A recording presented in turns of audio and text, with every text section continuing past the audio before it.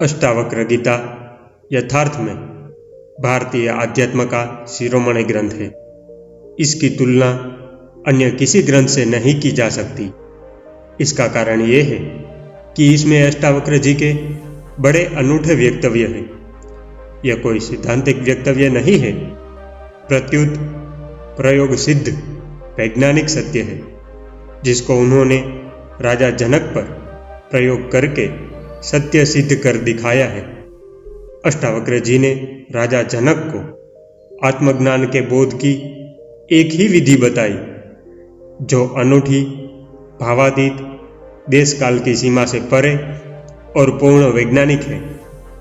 बिना किसी कथा व उदाहरण के, बिना प्रमाणों और तक्करों के दिया गया यह शुद्धतम वक्तव्य गणित जैसा है, जो आज तक आध्यात्म जगत में नहीं दिया गया। यह आध्यात्म की एक ऐसी धरोहर है जिसके बारे में कुछ कहना सूर्य को दीपक दिखाने जैसा ही है। अष्टावक्र जी बुद्ध पुरुष थे, जिसका नाम आध्यात्म जगत में बड़े सम्मान के साथ लिया जाता है। कहावत है कि सपूत के पांव पालने में ही पहचाने जाते हैं। ये कहावतें अष्टावक्र जी पर चरितार्थ होती है। उनके जीवन से यह सिद्ध होता है कि वे ज्ञानियों में शिरोमणि थे। कहते हैं कि जब वे माता के गर्भ में थे, उस समय उनके पिताश्री वेद का पाठ कर रहे थे, तो उन्होंने गर्भ में से ही पिता को टोक दिया, शास्त्रों में ज्ञान कहाँ है? ज्ञान तो स्वयं के भीतर है। सत्य शास्त्रों में नहीं, स्वयं में है। शास्त्र तो शब्दों का संग्रह मात्र है।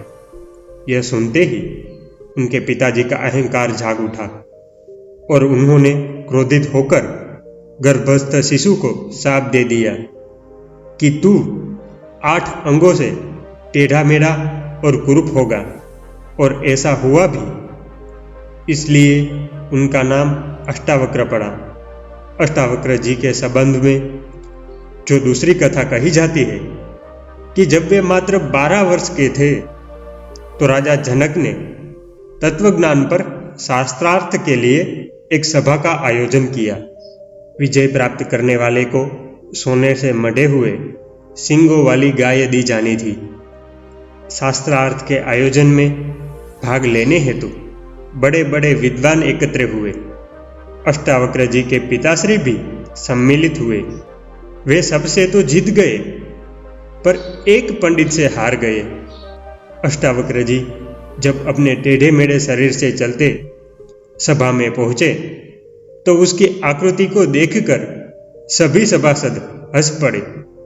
कुछ देर रुकने के बाद अष्टावक्र जी भी जोर से हंस पड़े।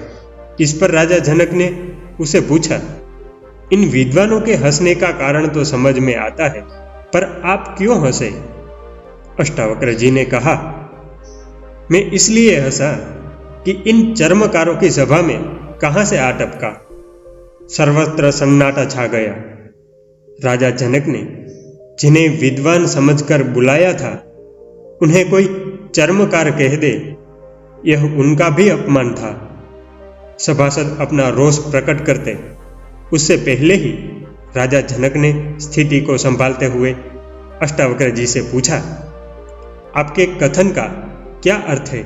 यह मैं नहीं समझ पाया। इस पर श्री अष्टावक्र जी ने कहा, बहुत सीधी सी बात है। चर्मकार चमड़ी का ही पारखी होता है। वह ज्ञान को क्या समझ पाएगा? ज्ञानी ज्ञान को देखता है, चमड़ी को नहीं। इनको मेरी चमड़ी, टेढ़ा मेढ़ा शरीर ही दिखाई दिया, जिसे देखकर वे हंस पड़े। ये चमड़ी के अच्छे पारखी है, अतः ये ज्ञानी नहीं है, चर्मकार ही हो सकते हैं।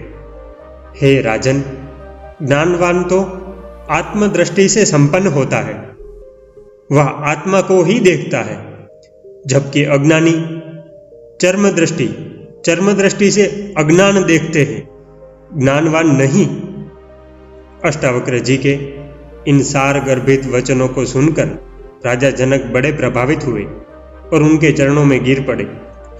उन्होंने साष्टांग दंडवत किया और उन्हें ज्ञान का उपदेश देने हेतु अपने महल में आमंत्रित किया।